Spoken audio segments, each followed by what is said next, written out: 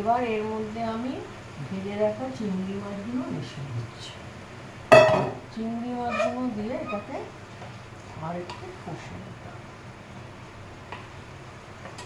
আর পেঁয়াজ দেওয়ার সময় তার সাথে একটু বেশি করে টমেটো অ্যাড করতে হবে। টমেটো যদি অ্যাড করতে ভুলে যান তাহলে টমেটোটা লাস্টে এখন অ্যাড করলেও।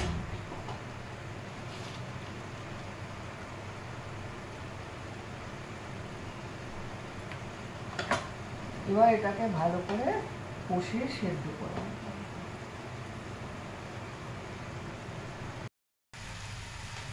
সব শেষে অ্যাড করে নিচ্ছি একটু গরম মশলা। গরম মশলাটা দিলে স্বাদটা খুব ভালো। ব্যাস, মোচা চিংড়ি একদম রেডি। আজ আমি বানাচ্ছি মোচা চিংড়ি। তার জন্যে চিংড়ি মাছটা প্রথমে নুন হলুদ দিয়ে ভেজে তুলে রেখেছি। এবার কড়াইয়ে তেল দিয়ে ওর মধ্যে পেঁয়াজ কুচি, টমেটো কুচি, পেঁয়াজ বাটা, আদা রসুন বাটা দিয়ে আর তার সাথে কিছু গুঁড়ো মশলা অ্যাড করে দিয়েছি হলুদ গুঁড়ো, লঙ্কা গুঁড়ো, জিরে গুঁড়ো। মশলাটা দিয়ে একটু ভালো করে কষিয়ে নিতে হবে।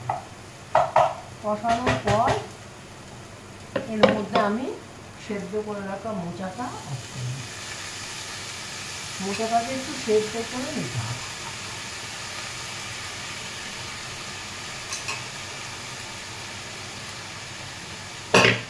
এবার মশলার সাথে মোচাটা ভালো করে মিশিয়ে নিতে হবে।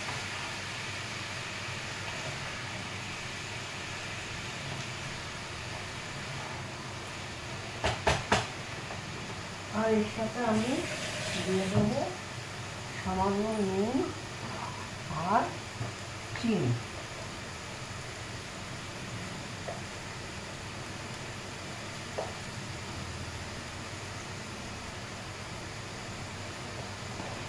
মোচা চিংড়ি একটু মিষ্টি মিষ্টি হয়, তাই একটু চিনি দিলে খেতে ভালো।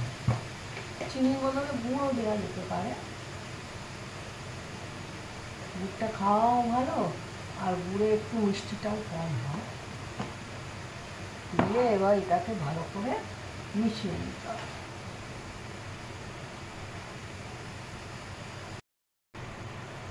এবার এর মধ্যে আমি ভেজে রাখা চিংড়ি মাছগুলো মিশিয়ে দিচ্ছি। চিংড়ি মাছগুলো দিয়ে এটাকে আর একটু কষিয়ে নিতে হবে।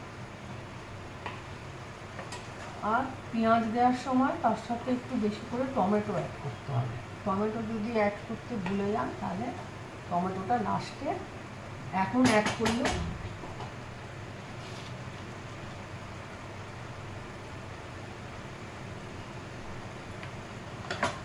এবার এটাকে ভালো করে কষিয়ে সেদ্ধ করে নিতে হবে।